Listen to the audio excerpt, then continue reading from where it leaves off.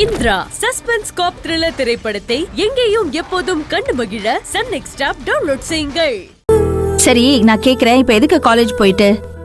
பரீட்சை வரும்போது போயிட்டு மத்த நாள்லாம் வீட்லயே இரு. அத்தை, நாளைக்கு சாயங்காலம் கௌதமோட அப்பா ஜோசியரோட வரேன்னு போன் பண்ணி சொல்லிருந்தாரு. பூஜாவோட கல்யாண தேதியை பிக்ஸ் பண்ணிடலான்னு சொல்லி இப்பதான் கால் பண்ணேன். நானே இத பத்தி கேட்கணும்னு நினைச்ச செல்வி. கல்யாண தேதியை சீக்கிரம் குறிக்கணும். அம்மா, நானும் நம்ம ஜோசியரை வீட்டுக்கு வர சொல்லிடுவா. எதுக்குப்பா தேவையில்லாம ஜோசியரை வர சொல்லிட்டு இருக்க? அதான் அவங்க ஜோசியர் தான் நாளைக்கு வராருல, அப்புறம் என்ன? நம்ம ஏதாவது ஜோசியக்காரனை கூப்பிட்டு அவன் ஏட கூடமா ஏதாவது சொல்லி வைக்க போறான். இந்த பாரு, மனசு பொருத்தம் தான் முக்கியம். 2 பேருக்கும் மனசு ஒத்து போச்சு இல்ல? விடு, சீக்கிரமா கல்யாணத்தை முடிச்சிருவோம்.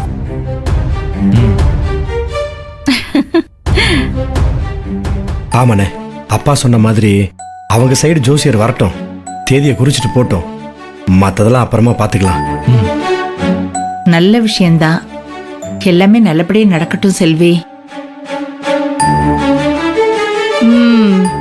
பூஜா, கூடிய சீக்கிரம் நம்ம பூஜா பெரிய வீட்டுக்கு மருமகளாக போறா. எப்படியோ என் தங்கச்சி நல்ல வீட்டுக்கு மருமகளா வாழ போறான்னு நினைச்சு எனக்கு ரொம்ப சந்தோஷமா இருக்கு. முதல்ல கல்யாணம் நடக்கட்டும். இவ எப்ப வினோத் கூட ஓடி போறானே தெரியல. பூஜா, நீ ரொம்ப கொடுத்து வச்சவ. உனக்கு ஒரு நல்ல வாழ்க்கை அமைய போகுது. போற இடத்துல நீ தான் எல்லாத்தையும் அனுசரிச்சு நல்லபடியா நடந்துக்கணும். அதெல்லாம் நல்லா நடந்துப்பாமா இல்ல? என்னது அப்பா கால் பண்றாரு? என்னவா இருக்கும்?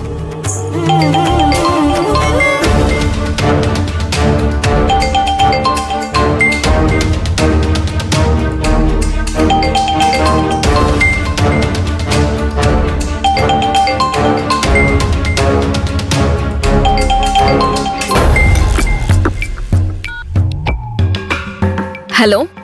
அம்மாடி செல்வி, நான் அப்பா பேசுறேம்மா. சொல்லுங்கப்பா.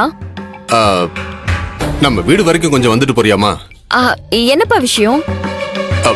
முக்கியமான விஷயம் தான், நீ நேர்ல வா, பேசிக்கலாம். இல்லப்பா, நாளைக்கு மாப்பிள்ளை வீட்ல இருந்து பூஜாவோட கல்யாண தேதியை குறிக்க வராங்க. வீட்ல வேலையெல்லாம் நிறைய இருக்கு. மா, அதுக்கு முன்னாடி கொஞ்சம் உங்கள்கிட்ட பேசி ஆகணுமா? சரி, நீ கொஞ்சம் வந்துட்டு போய.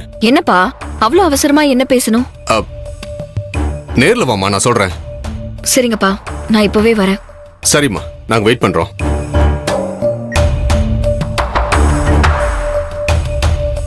அப்பா எதுக்காக இப்ப உடனே வர சொல்றாரு? ஒருவேளை வினோத் போய் நடந்ததெல்லாம் சொல்லிருப்பானோ? எதுவா இருந்தாலும் இன்னைக்கே வினோத் கிட்ட பேசி ஒரு முடிவு கட்டிடுவோம். ஆனா வேலு கிட்ட இதை சொன்னா என்ன ஏதுன்னு கேட்பாரு. வீட்டுக்கு தானே கூப்பிடுறாரு, கிளம்பி போயிட்டு ஒரு 10 நிமிஷத்துல வந்துடலாம். பெரியமா, நீங்க தான் அக்கா கிட்ட பேசி எப்படியாவது என்னையும் பூஜாவையும் சேர்த்து வைக்கணும் பெரியமா. முதல்ல செல்வி வரட்டும், அப்புறம் பேசிக்கலாம்.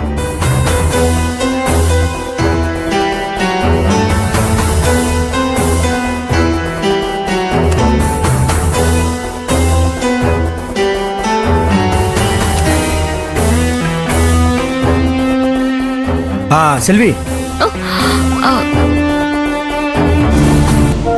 என்னங்க சொல்லாம கொள்ளாம இங்கே போயிட்டு இருக்கீங்க?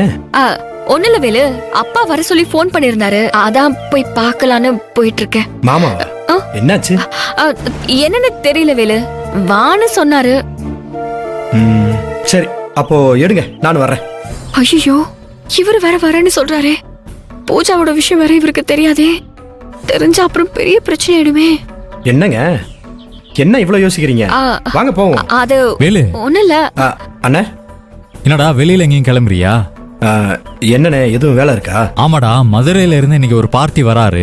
உன்னோட கேட்டரிங்க பத்தி கேள்விப்பட்டிருப்பாரு போல, அத பத்தி தான் பேசி முடிக்கணும். போயிட்டு வந்துடலாமா? வேலு, நீ திரும்ப கூட போங்க, நான் அப்படியே அப்பாவை பாத்துட்டு வந்துடுறேன். சரிங்க, பார்த்து பத்திரமா போய். சரி செல்வி, பார்த்துட்டு வந்துடுறோம், நீ வா.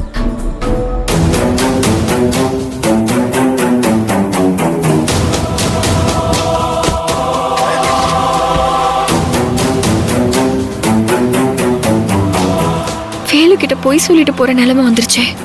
இன்னையோட இந்த விஷயத்துக்கு ஒரு முற்றுப்புள்ளி வச்சாகணும், இல்லனா வேற வழி இல்ல.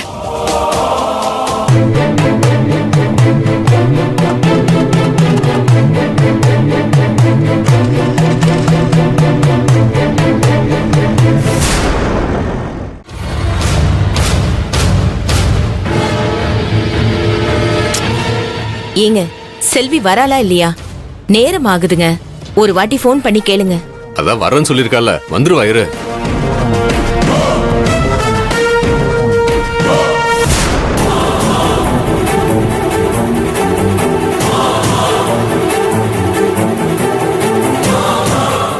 நினைச்சேன் இவன் நேரா அப்பா கிட்டதான் வந்திருப்பான்னு நினைச்சேன். அதே மாதிரி வந்திருக்கான். செல்விமா, செல்வி வாமா, உட்காருமா.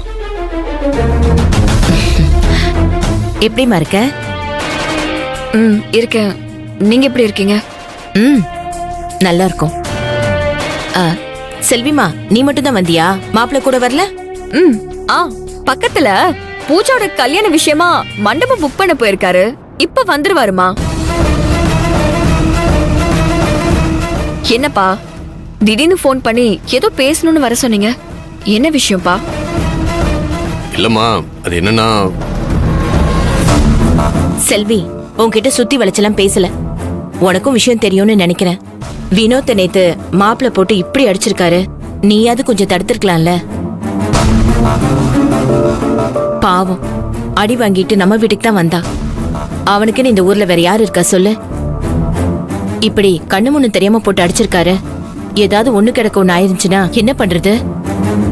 ஐயோ பரவாயில்ல பெரியமா, என் அடிச்சது மச்சான் தானே, எனக்கு அதுல எந்த வருத்தமும் இல்ல. உனக்கு வருத்தம் இல்ல சரி, ஆனா எங்களுக்கு நீ தீராத வருத்தத்தை உண்டாக்கிட்டியே.